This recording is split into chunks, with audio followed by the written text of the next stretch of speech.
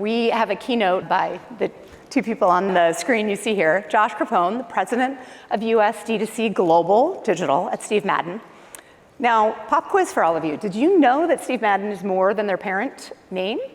They are actually made up of a bunch of companies. Companies that include Dolce Vita, Betsy Johnson, Blondo, Greats, BB Dakota, Mad Love. I think I got them all.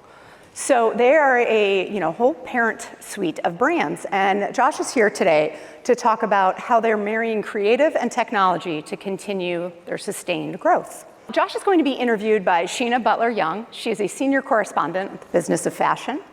And I hope that you can all help me in welcoming both Josh and Sheena to the stage. I'm gonna sit over here. Are you still, so we can do this thing across the stage? Well, hello, everyone. Josh, I'm so excited to be here with you this afternoon to talk about the return of the brand, and these concepts that Joe referred to, which is creative and technology. Because for such a long time, especially in fashion retail, it's felt like those were conflicting concepts, right? Nowadays, we know that's not true in theory. But I think across many companies, this idea of bringing those two things together, creating harmony and yielding business results is not yet the lived reality, right? True. And then you add to that this retail backdrop that is on its best day, unpredictable, if not challenging. So I kind of want to back into this conversation a little bit and start with, on a human level, how do you stay motivated in a tough environment? Oh, I love that. First things first, yes, it is a tough retail environment, and I'm an operator, I'm not a marketer, so we're not sitting around waiting for things to get better. Like there's some core principles that I think aren't really talked about much today, but like hustle and getting back to the fundamentals, like those are as important today as probably ever in our world. But I will share a quick story because I was just thinking about this last weekend. So Father's Day is coming up this Sunday, and this is actually this is my second Father's Day without my dad. And we had very different lines of work. His was like a commitment to what he called meaningful work. And we were joking on our prep call. We're like, it's tough out there, but at the end of the day, we're just selling shoes or bags or beauty or whatever it is. Like we're not curing cancer. Not yet. But how do you find meaning in that work that we're all out here doing? And for me, I think if you're successful in our careers, then to me that means how you mentor and lead your teams. It means like giving back to causes that I believe in or that we believe in as a family, or giving back to your communities. So that's like what keeps me going every day, and that's like my motivating force. I love that.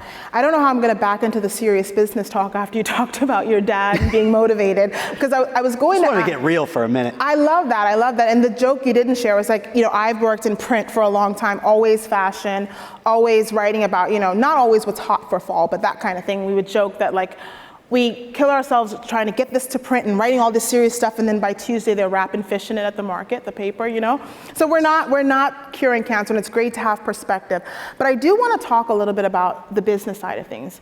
For a long time, and to this point, Steve Madden is the kind of company, the conglomerate, but also the brand, that has been able to weather a lot of storms. Like there's a lot of economic ebbs and flows, and you all stay pretty agile, always profitable, always growing. Where are you at with your journey of marrying creative and tech? How would you describe the life stage? I would say, well, it's changed a bit since I've gotten there, and I think we do have the benefit, and this is actually one of the things that excited me about coming to the company, because we have so many different puts and takes to the business. It does allow us to like test in certain areas or with certain brands that we might otherwise not have access to if you just have a single brand. So that's actually been a very helpful way for us to take learnings on things that maybe have lower pressure, and then eventually you build it into what we would call like the mothership of like bringing and testing things on as Steve Madden. So I think that's helped. The other thing that we've done a lot is just like, especially in bigger companies, like teams don't talk to each other. Yeah.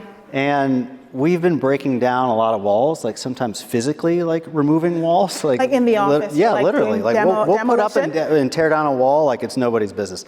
So it's just like having people work together more, not forcefully, but I think just like getting people in the same room has also helped us a lot. Just like, okay, great. Like, what are the data and the insights, and what's the creative output of that to just stay fast?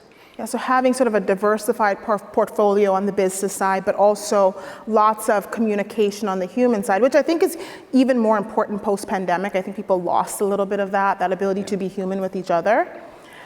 And then I know a lot of your focus in your role is around marketing, right? You're not a marketing guy, as you said, but you are focusing somewhat on the marketing side. I want to talk a little bit about the shift in marketing dollars, because the retail climate is challenging, some of those investments have had to be pivoted. Talk me through the pivots you've had to make.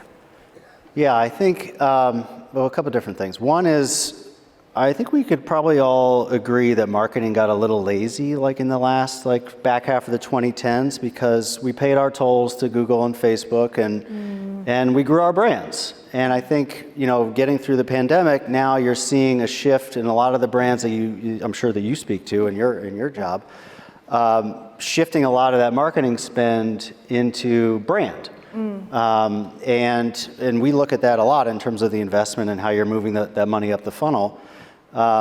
And at the same time, that's a new muscle for a lot of brands. So I think, again, how do you break down those walls? Like, how do you get brand marketing and digital marketing to work more closely together? And in our case, we just combine the teams. But that's a talent gap, right, for a lot of companies. So, what you're speaking to something that you did, you knew you had to do, and you did. About 3.5 years ago when you joined, you removed the silos from the company. So, and you were new at the time when you brought this concept. I didn't do it right away. But you had it in mind, it happened in the last 3 years is still fairly new. How did you cultivate buy-in? Because you spoke about the laziness of people maybe leaning a lot on the digital and passing that off, and now the brand marketing is more important, bringing that together. What was it like cultivating buy-in with those teams? I mean, I have the good fortune of working in a company that is very entrepreneurial in spirit. So that is like Steve's thing, Steve's whole thing is like he started this company out of the back of his car in 1990 and he was selling shoes, and he had a little bit of a bump in the road along the way. They'll call it that. But I mean, there's a value to that entrepreneurial spirit of we're doing this wrong, or have we thought about looking at our teams this way? And if you can make a good case, then it's okay, great, let's go do it. And if it doesn't work out, then let's come back and rethink it. In this case, I think it was for the benefit of the company. But I appreciate being supported and trying to make bigger moves like that. Just like you said, it's tough out there. You have to make bigger moves. The little things matter too, but it's just, we can't sit around. So is it that your teams are also naturally entrepreneurial and they buy into the idea? As long as you make your case and say, this is what we need to do, most people buy in. And then if they don't? Well, I think that's part of the culture. Yeah. And then part of the leadership or the mentoring is my favorite Jeff Bezos line, which is disagree and commit. Disagree and commit. So you can make your case, and if it doesn't go your way, you can't get caught up in that. It's just disagree and commit, move on to something else. There's too many things to focus on. You're talking about digital marketing, and it feels like for a long time in retail, there were you knew the channels, right? You're wholesale, DTC, on e-com, and then, more recently social media. But there feels like there's a new thing every day, right? TikTok being one of them. Yep. Talk to me about the channels that you're most excited about right now at Steve Madden. Steve Madden is sort of it's like a hip, fresh, young brand. That's the ethos, the brand. I mean, obviously you have several brands under the umbrella, but what are the channels that you're excited about, and what makes you excited about them? Yeah, because we do appeal to younger consumers. I mean, I'm pretty bullish on TikTok in particular. I think we just ran on Friday afternoon, we did a TikTok live with Betsy Johnson, the icon, and she ran for 45 minutes. It was in her house in Malibu. It was completely bonkers. You can't script this, right? And I think at the time we had the highest engagement for a live on TikTok at that particuar time. Wow. So the next time we talk, it will be the highest of all time. Yeah, we just got. Why aren't we streaming this to TikTok? Yeah. We could have totally beat Betsy's numbers. So they're pushing hard on using TikTok Live. I do think that's one of those places where this idea of live shopping, I think, is actually going to work. And then also there's TikTok Shop, which we are also using for a few of our brands. And I mean, we can get to the pros and cons of that, but I think it's really like how big is big? I mean, it's one of those areas where I think there's a lot of opportunity if your community is there to have a pretty meaningful business channel, and the trade-off is in the first-party data, which I think we talk about a lot too, of just like, okay, great, like your audience is there, you can drive sales, what are the trade-offs? And on the first-party data point, because that is ever more important, as you know, we were joking about this earlier, getting close to the customer and staying connected to the consumer. One really powerful way to do that is to own your data and being able to analyze that and apply that to how you engage. How are you at Steve Madden prioritizing first-party data and customer loyalty, and what does that mean about, in terms of what you focus on from, wholesale versus DTC? Yeah, well, the first challenge is like brand loyalty is on an all-time low. Like if you think about it for like a second, like, all right, what brands am I loyal to? I mean, I could think of Apple. Like if you have an Apple phone, you're not going to Samsung. Like, but everybody else is open-minded about who they choose. So, I mean, that's hard to work with. So it's like, okay, great. Like, what are you doing with your first-party data? But at the same time, we also have analysis paralysis, which is like we're just sitting on too much data. Yeah. So for me, I think even you can get into like the partner world of like, okay, so who's getting to actionable insights first, and then what are we doing with that? And to me, that's sort of like the thing that separates like good to great, is just how are you getting actionable insights? And then what does that mean then for focusing on DTC versus wholesale? I hear your point, because I think it's important that we get very excited about data and technology. When I say we, I think that there's this idea that there's so much information and we've got a lot of data, and I'm glad that you said that. Like you can get paralyzed. It's just a huge volume of stuff that you look at that sounds good in its face, but if you don't know how to analyze it. So what does it mean to you from your partnership standpoint? Yeah, I mean, I'm a believer that rising tides lift all boats. I think there's, wholesale doesn't have to be a competitor. I think that's something that's sort of on next to my list of like what to do with Steve Madden is like, how can we work better together across like our product categories and the product lines that are going across wholesale and into DTC. But then it's also like, well, what data are we leveraging within DTC, and how do you not get distracted by shiny objects? Like we talk like AI, of course you have to talk about AI. I mean, AI has minted a lot of millionaires, but I'm not sure what it means for me just yet, Same, fair enough. I'm glad you brought up AI, because it is all the rage right now. Like the earliest iteration of the AI rage is around like, it being a one-to-one replacement for jobs. I don't think that's yet been realized, and I don't think AI is at its best when it replaces humans. It's at its best when it augments the things that we're really good at. But from where you sit, what are the big AI technologies that get you excited, that make Steve Madden as a brand invest? Yeah, well, so there's like generative AI and then just AI and the tools that we're using on. So there's a couple of ways that we can cover that. One is like the build versus buy conversation. And there's very little CapEx in e-commerce these days. It's something I've sort of realized over the last few years, because there's a partner system, vendors, that has the investment dollars to put into these programs that enable us to go faster without us having to invest ourselves. So build versus buy, like we're pretty firmly in the buy category. And we can use our capital for things like remodeling stores and opening new stores and refreshing stores, and that's how we use our capital. So generative AI is a slightly different thing, where it's like, well, we're still trying to figure out the use cases. Like, we heard some examples earlier today, but we don't really know. So like on that sort of paradigm of like assist, augment, automate, as soon as these things are announced, you immediately go to automation. Like, we're going to replace jobs and all these things. But we're probably like somewhere in that assist and augment phase, where it's like, okay, if I can have tools that will help me do my job better, and I know the right prompts, or I know the right ways to use these tools, then okay, fine. Like, it's going to help you hopefully do your job better. And that's, I think, the phase that we're in right now. So suffice it to say, there won't be like an AI institute at Steve Madden in Long Island City. You're not going to build it. You're going to buy it first. But I was thinking about this because we did, when we spoke offline, you said, you're focused more on the investment is more on buying what's already out there versus building something yourself. But because you're a visionary leader, I have to ask if you, yeah, You said it. own it. But because I know you don't want to build it, but you have a line of sight into the real challenges in retail right now, in footwear, and beyond. If there was something that was worth building, right, what would it solve for? If Steve Madden would invest to build it?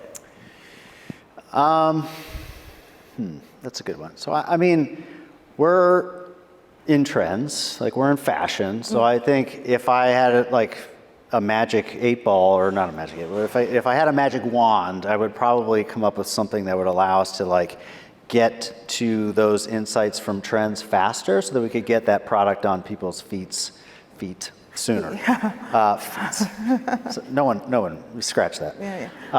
That's probably where I would go. I might riff off something that Noam said earlier in the session about like, how they're taking information from their store associates, where you learn a ton of information and then push that into corporate faster. There's probably some tools that we could get leverage from a technology perspective that would also enable us to do some of that, but that's probably where I would go if it's something that we don't already have today. Yeah, you would probably that's like killing two birds with one stone, essentially, because from the store employee, you're like, where are you going?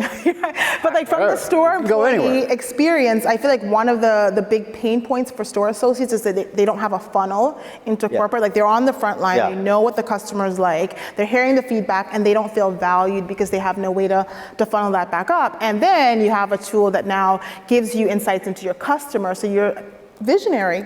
And I want to talk about the customer, by the way. You've been in fashion retail for a long time across, can I say, Ralph Lauren, Tory Burch, and now Steve Madden. So you've seen the customer evolve quite a bit. What are the big shifts in the consumer behavior that are top of mind for you right now? What have you observed? Yeah, I think if anything, it's almost more of a shift back to what we've seen in 2019. You look at all the graphs, I mean, everything's sort of coming back to the trend line.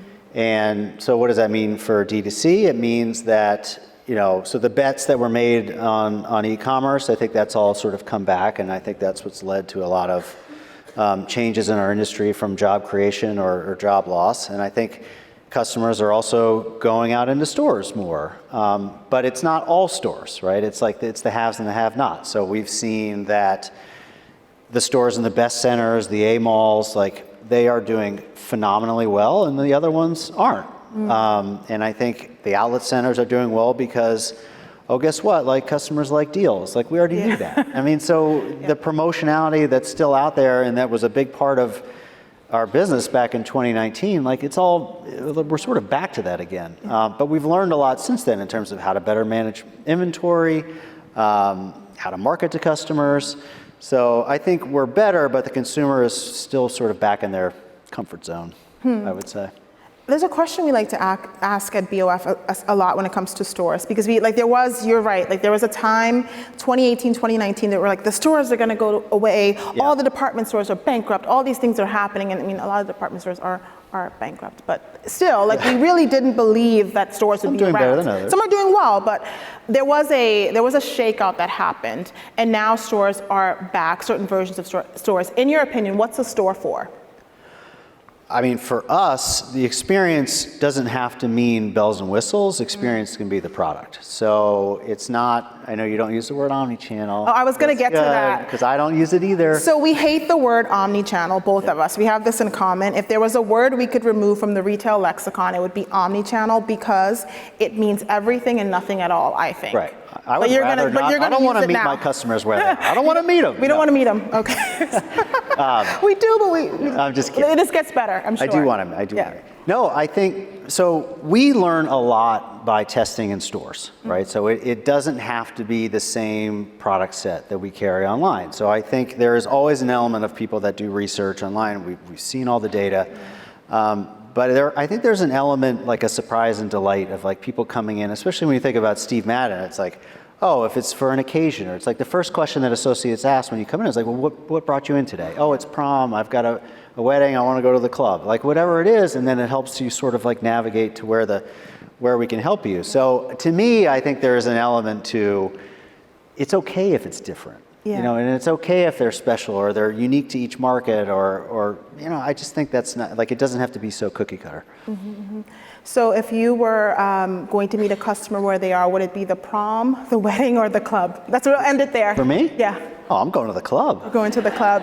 Josh, this was so much fun. Thank you so much. Thank you, everyone. Thank you.